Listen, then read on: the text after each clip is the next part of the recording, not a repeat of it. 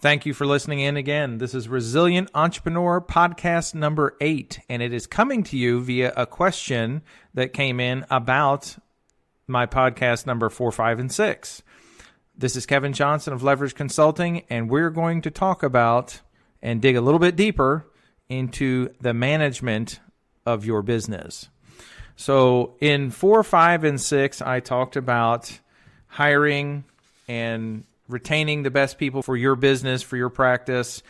Number 5, we talked about training. And number 3, we talked about observing, managing, and leading. And today's is going to be a little bit of an extension of those and probably more heavily into number 6, because I think that's usually where we see difficulties or problems, or as I like to put it, opportunities bubble up. So with managing, I think sometimes I believe at times we will be annoyed or aggravated, and oftentimes it's because we know that things should be different, and we know that someone should know better or should understand things differently, or maybe we've explained things once before, and we feel that we shouldn't have to explain it again.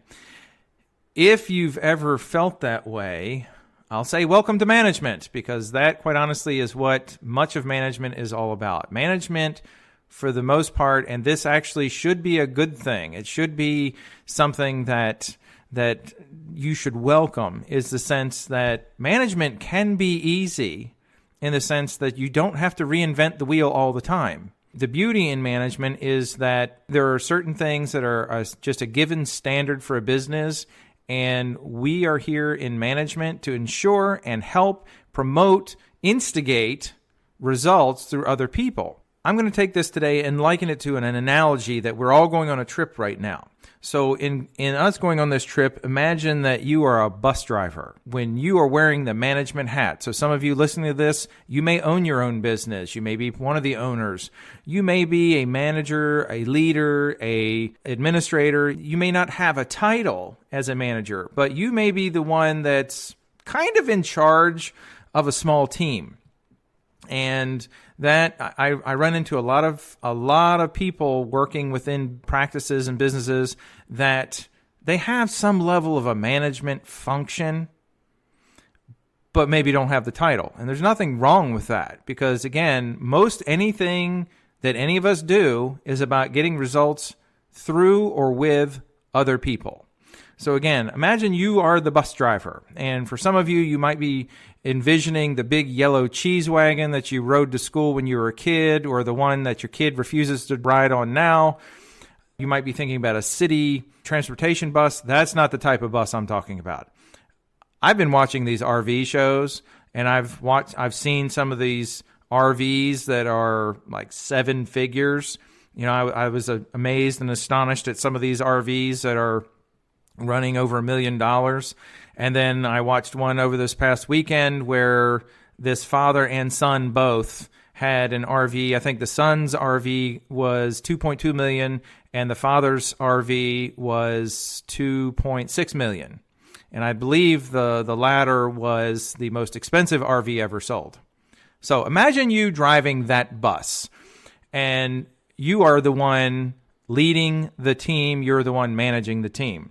So when you're on the bus and you're getting everyone on the bus, you're letting everyone know what the destination is. And if you don't know the destination, quite honestly, that's the first thing, is making sure you know the destination for this bus or your business. And then everyone on the bus needs to know the destination. If you don't know, they don't know. So if you're looking to figure out how to get this thing going, again, first you need to know what's the destination.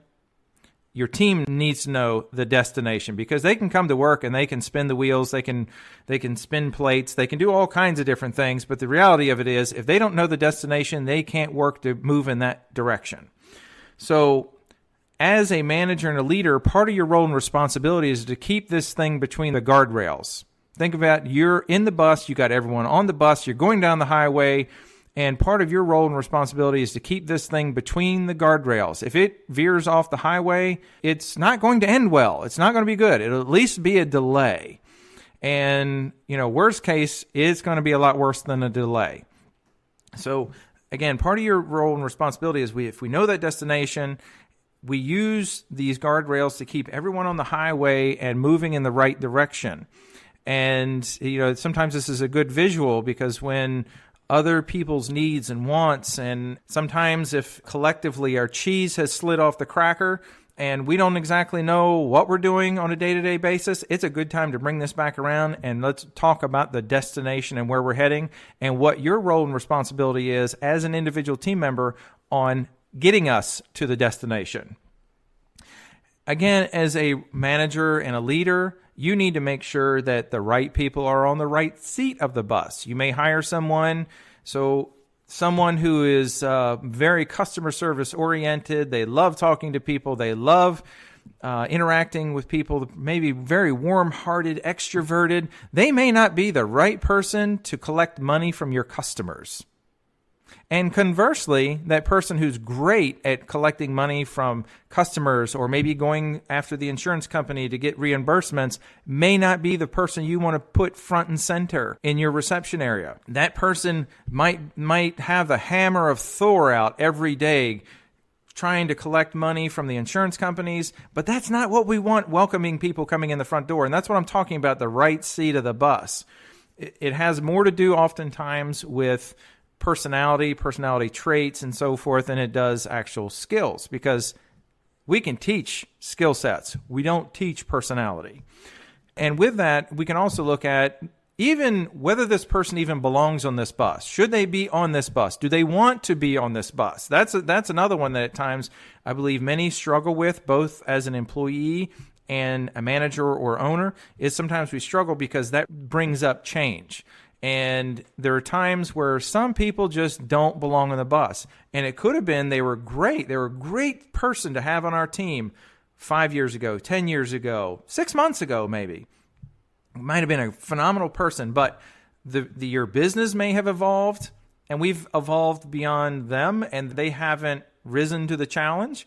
Or it could be that for many different circumstances, which is a completely different podcast, they don't want to be on this bus anymore. They come here, they collect a paycheck, they do their thing, and they just don't want to be here every day. They're not invested, they're not committed, they have no interest in the destination, and that's usually the litmus test, is whether they have interest in the destination or not.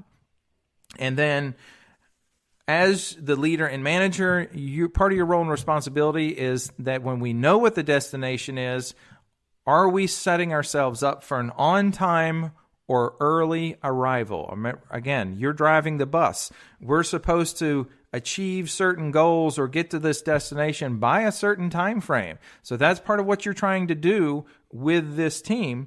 And most importantly, with all of this, we should never be doing things that make us just unhappy. I mean, let's face it, it is called work, and we do things that maybe we don't enjoy as much as other things, but in the end, we want to achieve our goals and be happy when we do it.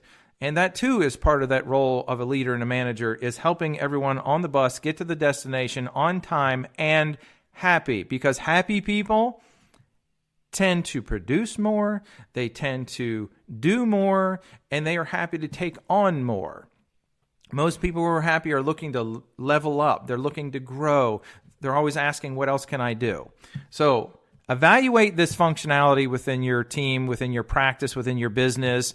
Think about what's going on. And on a scale of 1 to 10, everything that I described about this bus trip or the management function within your business, would you rate it a 10? Would you rate it an 8?